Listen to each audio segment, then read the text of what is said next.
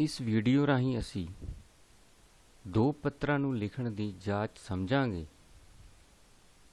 ਪਹਿਲਾ ਪੱਤਰ, ਆਪਣੀ ਸਹੇਲੀ ਨੂੰ ਚਿੜੀਆ ਘਰ ਦੀ ਸੈਰ ਦਾ ਹਾਲ ਲਿਖੋ, ਜਿਹੜੀ ਕਿ ਤੁਸੀਂ ਆਪਣੇ ਸਕੂਲ ਦੇ ਵਿਦਿਆਰਥੀਆਂ ਨਾਲ ਕੀਤੀ ਹੈ। ਦੂਜਾ ਪੱਤਰ, ਆਪਣੇ ਮਿੱਤਰ ਨੂੰ ਚਿੜੀਆ ਘਰ ਦੀ ਸੈਰ ਦਾ ਹਾਲ ਲਿਖੋ, ਜਿਹੜੀ ਕਿ ਤੁਸੀਂ ਆਪਣੇ ਸਕੂਲ ਦੇ ਵਿਦਿਆਰਥੀਆਂ ਨਾਲ ਕੀਤੀ ਹੈ।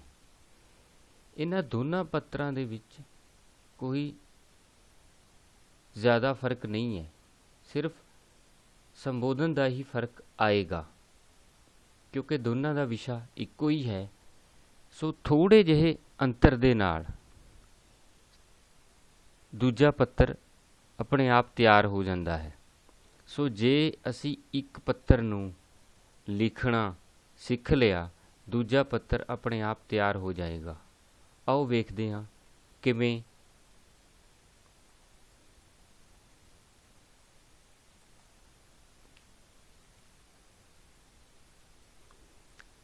ਸਭ ਤੋਂ ਪਹਿਲਾਂ ਤੁਹਾਨੂੰ ਜੋ ਸਕਰੀਨ 'ਤੇ ਨਜ਼ਰ ਆ ਰਿਹਾ ਹੈ ਉਹ ਇੱਕ ਪੰਨੇ ਦੀ ਤਰ੍ਹਾਂ ਹੈ। ਸਭ ਤੋਂ ਉੱਪਰ ਸਿਰਲੇਖ, ਆਪਣੀ ਸਹੇਲੀ ਨੂੰ ਚਿੜੀਆ ਘਰ ਦੀ ਸੈਰ ਦਾ ਹਾਲ ਲਿਖੋ, ਜਿਹੜੀ ਕਿ ਤੁਸੀਂ ਆਪਣੇ ਸਕੂਲ ਦੇ ਵਿਦਿਆਰਥੀਆਂ ਨਾਲ ਕੀਤੀ ਹੈ। ਸੋ ਸਭ ਤੋਂ ਪਹਿਲਾਂ ਪੱਤਰ ਦਾ ਆਰੰਭ। ਉੱਪਰ ਸਿਰਲੇਖ ਦੇ ਵਿੱਚ ਸਾਡੇ ਕੋਲ ਕੋਈ ਵੀ ਪਤਾ ਨਹੀਂ ਲਿਖਿਆ ਹੋਇਆ ਹੈ, ਸੋ ਅਸੀਂ ਪੱਤਰ ਦਾ ਆਰੰਭ ਕੀਤਾ ਹੈ ਪ੍ਰੀਖਿਆ ਭਵਨ ਨਾਲ। ਪ੍ਰੀਖਿਆ ਭਵਨ, ਕੌਮਾ, ਫਿਰ ਸ਼ਹਿਰ ਦਾ ਨਾਮ, ਜਿਵੇਂ ਇੱਥੇ ਚੰਡੀਗੜ੍ਹ ਲਿਖਿਆ ਹੋਇਆ ਹੈ, ਚੰਡੀਗੜ੍ਹ, ਡੰਡੀ, ਫਿਰ ਮਿਤੀ 27/4/2020। ਪ੍ਰੀਖਿਆ ਭਵਨ ਤੋਂ ਬਾਅਦ ਤੁਸੀਂ ਕਿਸੇ ਵੀ ਸ਼ਹਿਰ ਦਾ ਨਾਂ ਲਿਖ ਸਕਦੇ ਹੋ, ਆਪਣੇ ਸ਼ਹਿਰ ਦਾ ਨਾਂ, ਜਾਂ ਊੜਾ ਆੜਾ ਈੜੀ, ਜਾਂ ਕੱਕਾ ਖੱਖਾ ਗੱਗਾ। ਉਸ ਤੋਂ ਬਾਅਦ ਮਿਤੀ, ਜਿਸ ਮਿਤੀ ਨੂੰ ਤੁਸੀਂ ਪੱਤਰ ਲਿਖ ਰਹੇ ਹੋ, ਫਿਰ ਫੁੱਲ ਸਟਾਪ। ਫਿਰ ਅੱਗੇ ਸੰਬੋਧਨੀ ਸ਼ਬਦ। ਅਸੀਂ ਸੰਬੋਧਨ ਕਿਸ ਨੂੰ ਕਰਨਾ ਹੈ, ਕਿਉਂਕਿ ਇੱਥੇ ਅਸੀਂ ਆਪਣੀ ਸਹੇਲੀ ਨੂੰ ਪੱਤਰ ਲਿਖ ਰਹੇ ਹਾਂ, ਤਾਂ ਇੱਥੇ ਆਏਗਾ ਪਿਆਰੀ ਸਹੇਲੀ। ਬਿਨਾਂ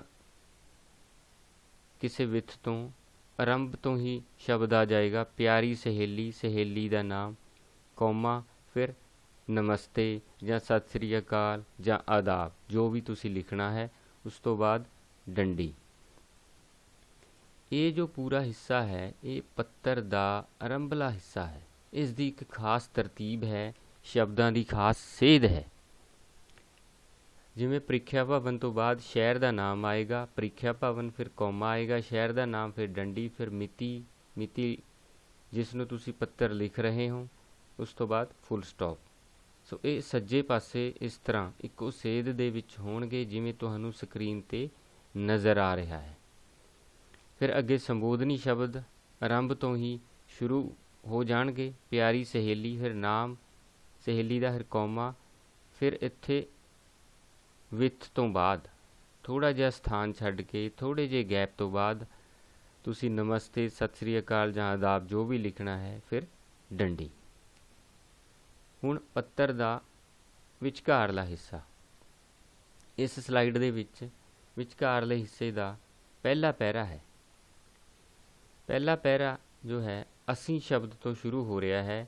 ਨਮਸਤੇ ਤੋਂ ਬਾਅਦ ਅਗਲੀ ਸਤਰ ਦੇ ਵਿੱਚ ਹੀ ਅਸੀਂ ਸ਼ਬਦ ਥੋੜ੍ਹਾ ਜਿਹਾ ਸਥਾਨ ਛੱਡ ਕੇ, ਥੋੜ੍ਹੀ ਜਿਹੀ ਵਿੱਥ ਤੋਂ ਬਾਅਦ ਕੋਸ਼ਿਸ਼ ਕਰੋ ਕਿ ਜੇ ਇਸ ਤਰ੍ਹਾਂ ਇੱਕ ਸੇਧ ਬਣ ਸਕੇ। ਇਸ ਤਰ੍ਹਾਂ ਦਾ ਕੋਈ ਖਾਸ ਜਾਂ ਸਖਤ ਨਿਯਮ ਨਹੀਂ ਹੈ ਕਿ ਬਿਲਕੁਲ ਇਸੇ ਤਰ੍ਹਾਂ ਹੋਣਾ ਚਾਹੀਦਾ ਹੈ, ਪਰ ਜੇ ਸੰਭਵ ਹੋਵੇ ਤਾਂ ਇਸ ਨਾਲ ਪੱਤਰ ਖੂਬਸੂਰਤ ਬਣ ਜਾਂਦਾ ਹੈ।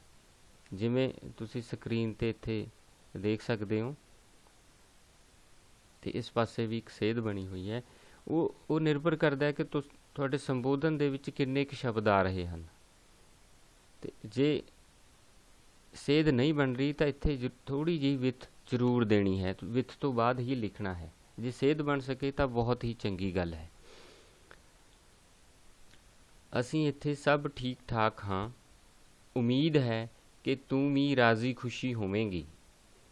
ਮੈਂ ਤੈਨੂੰ ਇੱਕ ਬਹੁਤ ਹੀ ਖੁਸ਼ੀ ਵਾਲੀ ਗੱਲ ਦੱਸਣ ਜਾ ਰਹੀ ਹਾਂ।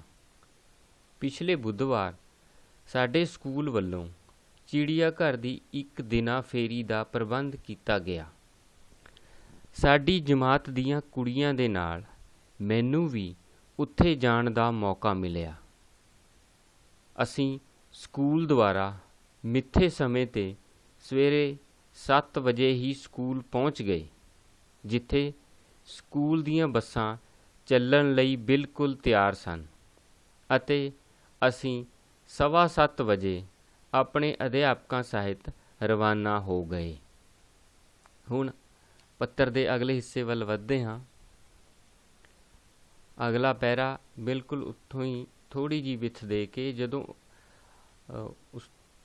ਅਗਲੀ ਸਲਾਈਡ 'ਤੇ ਵਿਖਾਵਾਂਗਾ, ਜਦੋਂ ਪੱਤਰ ਪੂਰੇ ਇੱਕ ਪੰਨੇ 'ਤੇ ਹੋਵੇਗਾ, ਪੂਰੇ ਦਾ ਪੂਰਾ ਪੱਤਰ, ਕਿ ਫਿਰ ਸੇਧ ਕਿਸ ਤਰ੍ਹਾਂ ਬਣਦੀ ਹੈ। ਚਿੜੀਆ ਘਰ ਵਿੱਚ ਅਸੀਂ ਚੀਤੇ, ਸ਼ੇਰ, ਬਾਂਦਰ, ਭਾਲੂ, ਗੈਂਡੇ, ਗਿੱਦੜ, ਲੂੰਬੜੀ ਆਦਿ ਦੇ ਨਾਲ ਨਾਲ ਕਈ ਤਰ੍ਹਾਂ ਦੇ ਪੰਛੀ ਜਿਵੇਂ ਸੁਰਖਾਬ, ਮੋਰ, ਬੁਲਬੁਲ, ਮੈਨਾ, ਮੁਨੀਆਂ, ਮੁਰਗਾਬੀਆਂ, ਸ਼ੁਤਰਮੁਰਗ, ਕਰੇਨ, ਬੱਤਕਾਂ ਅਤੇ ਹੰਸ ਵੀ ਵੇਖੇ। ਉੱਥੇ ਮੈਂ ਤੈਨੂੰ ਬਹੁਤ ਯਾਦ ਕੀਤਾ।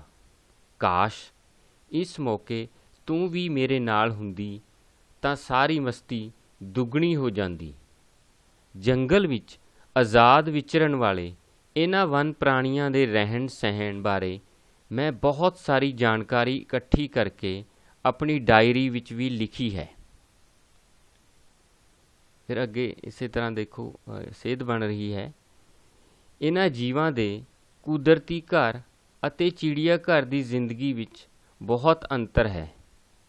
ਇਸ ਖਿਆਲ ਨੇ ਮੇਰਾ ਮਨ ਪਿਘਲਾ ਦਿੱਤਾ। ਖੈਰ, ਬਾਕੀ ਸਭ ਠੀਕ ਰਿਹਾ।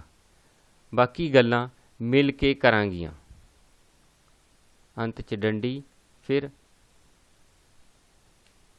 ਪੱਤਰ ਦਾ ਅੰਤਰਾ ਹਿੱਸਾ, ਕਿਉਂਕਿ ਸੰਬੋਧਨ ਦੇ ਵਿੱਚ ਅਸੀਂ ਆਪਣੀ ਸਹੇਲੀ ਨੂੰ ਸੰਬੋਧਨ ਕੀਤਾ ਹੈ, ਤਾਂ ਇੱਥੇ ਆਏਗਾ ਤੇਰੀ ਸਹੇਲੀ, ਕੌਮਾ, ਅਤੇ ਲਿਖਣ ਵਾਲੀ ਸਹੇਲੀ ਦਾ ਨਾਮ, ਡੰਡੀ। ਸੋ ਇੱਥੇ ਅਸੀਂ ਦੇਖ ਰਹੇ ਹਾਂ ਕਿ ਇੱਕ ਸੇਧ ਬਣ ਰਹੀ ਹੈ ਜੋ ਕਿ ਬਹੁਤ ਹੀ ਖੂਬਸੂਰਤ ਲੱਗ ਰਹੀ ਹੈ, ਪੱਤਰ ਦੀ ਖੂਬਸੂਰਤੀ ਨੂੰ ਵਧਾ ਰਹੀ ਹੈ। ਹੁਣ ਅਗਲੀ ਸਲਾਈਡ ਦੇ ਵਿੱਚ ਅਸੀਂ ਇਸ ਪੱਤਰ ਨੂੰ ਪੂਰੀ ਸਕਰੀਨ 'ਤੇ ਵੇਖਦੇ ਹਾਂ।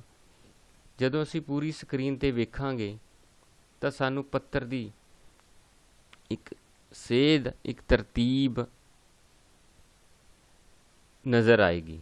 ਦੇਖੋ, ਪ੍ਰੀਖਿਆ ਭਵਨ, ਸ਼ਹਿਰ ਦਾ ਨਾਮ, ਮਿਤੀ ਇਸ ਪਾਸੇ ਸੇਧ ਹੈ। ਇਸੇ ਤਰ੍ਹਾਂ ਤੇਰੀ ਸਹੇਲੀ ਅਤੇ ਸਹੇਲੀ ਦਾ ਨਾਮ ਇਸ ਪਾਸੇ ਹੈ। ਫਿਰ ਪ੍ਰੀਖਿਆ ਭਵਨ ਤੋਂ ਬਾਅਦ ਕੌਮਾ ਲਗਾ ਕੇ, ਫਿਰ ਸ਼ਹਿਰ ਤੋਂ ਬਾਅਦ ਡੰਡੀ, ਮਿਤੀ ਤੋਂ ਬਾਅਦ ਫੁੱਲ ਸਟਾਪ, ਇਸੇ ਤਰ੍ਹਾਂ ਤੇਰੀ ਸਹੇਲੀ ਤੋਂ ਬਾਅਦ ਕੌਮਾ, ਅਤੇ ਇਹ ਸਾਰਾ ਇੱਕ ਤਰਤੀਬ ਹੈ। ਫਿਰ ਸੰਬੋਧਨੀ ਸ਼ਬਦ ਬਿਨਾਂ ਕਿਸੇ ਵਿੱਥ ਤੋਂ ਇੱਥੋਂ ਸ਼ੁਰੂ ਹੋ ਗਏ। ਫਿਰ ਨਮਸਤੇ, ਜਦ ਕਿ ਥੋੜ੍ਹਾ ਜਿਹਾ ਪਿੱਛੇ ਹੋ ਗਿਆ, ਸੈਟਿੰਗ ਹਿਲ ਗਈ ਕਿ ਇੱਥੇ ਬਿਲਕੁਲ ਇੱਥੇ ਆਏਗਾ ਨਮਸਤੇ। ਸੋ ਹੁਣ ਅਸੀਂ ਅਗਲੇ ਪੱਤਰ ਵੱਲ ਵਧਦੇ ਹਾਂ।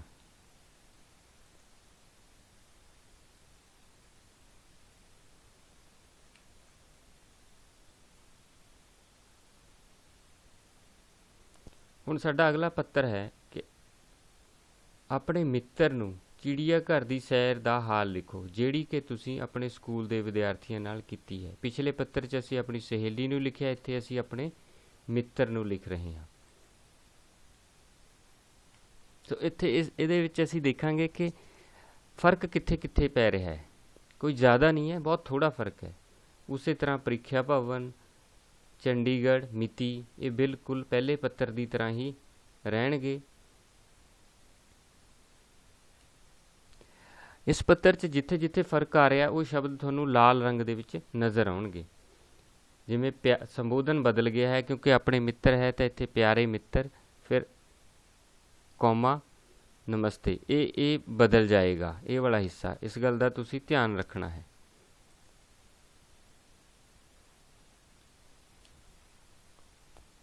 ਫਿਰ ਅਗਲਾ ਹਿੱਸਾ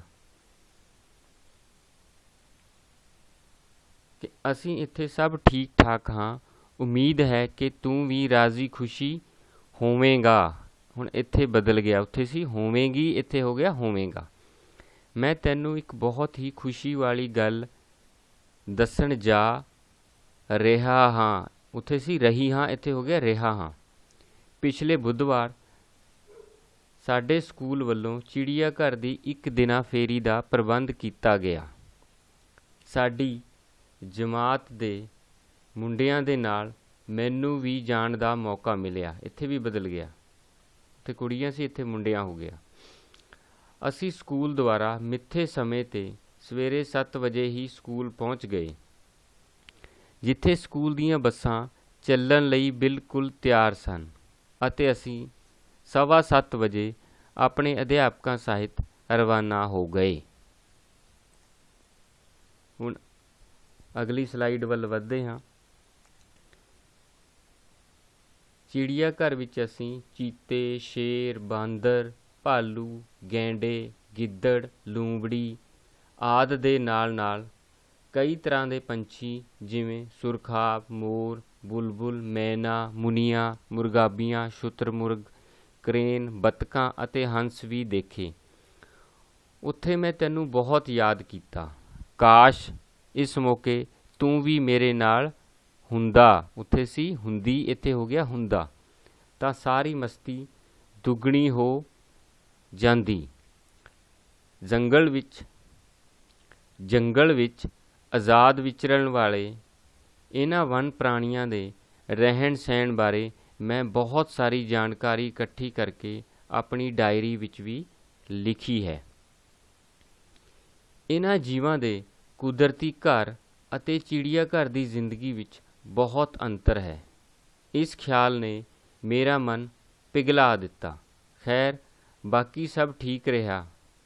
ਬਾਕੀ ਗੱਲਾਂ ਮਿਲ ਕੇ ਕਰਾਂਗੇ, ਉੱਥੇ ਸੀ ਬਾਕੀ ਗੱਲਾਂ ਮਿਲ ਕੇ ਕਰਾਂਗੀਆਂ, ਤਾਂ ਇੱਥੇ ਗੱਲਾਂ ਮਿਲ ਕੇ ਕਰਾਂਗੇ। ਹੁਣ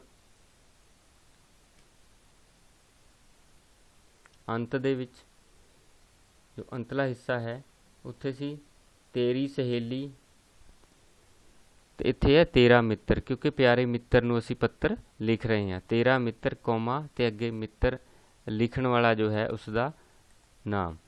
ਹੁਣ ਅਸੀਂ ਅਗਲੀ ਸਲਾਈਡ ਦੇ ਵਿੱਚ ਵੇਖਾਂਗੇ ਪੱਤਰ ਨੂੰ ਪੂਰੀ ਦੀ ਪੂਰੀ ਇੱਕ ਸਲਾਈਡ ਤੇ ਉਸ ਦੀ ਤਰਤੀਬ ਨੂੰ, ਸ਼ਬਦਾਂ ਦੀ ਸੇਧ ਨੂੰ ਸਮਝਣ ਦੀ ਕੋਸ਼ਿਸ਼ ਕਰਾਂਗੇ।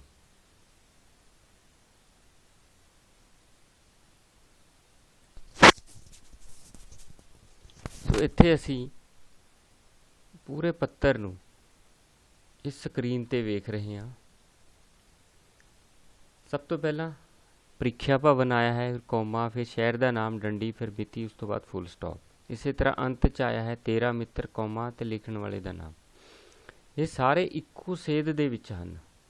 ਆਹ ਦੇਖੋ, ਜਿਵੇਂ ਤੁਹਾਨੂੰ ਸਕਰੀਨ ਤੇ ਨਜ਼ਰ ਆ ਰਿਹਾ ਹੈ, ਇੱਥੇ ਤੁਸੀਂ ਵੇਖ ਸਕਦੇ ਹੋ, ਇੱਕੋ ਸੇਧ ਦੇ ਵਿੱਚ ਹਨ। ਉਸ ਤੋਂ ਬਾਅਦ ਸੰਬੋਧਨ ਬਿਨਾਂ ਕਿਸੇ ਵਿੱਥ ਤੋਂ, ਫਿਰ ਕੌਮਾ, ਫਿਰ ਨਮਸਤੇ ਜਾਂ ਆਦਾਬ ਜਾਂ ਸਤਿ ਸ੍ਰੀ ਅਕਾਲ, ਜੋ ਵੀ ਤੁਸੀਂ ਲਿਖਣਾ ਹੈ, ਡੰਡੀ।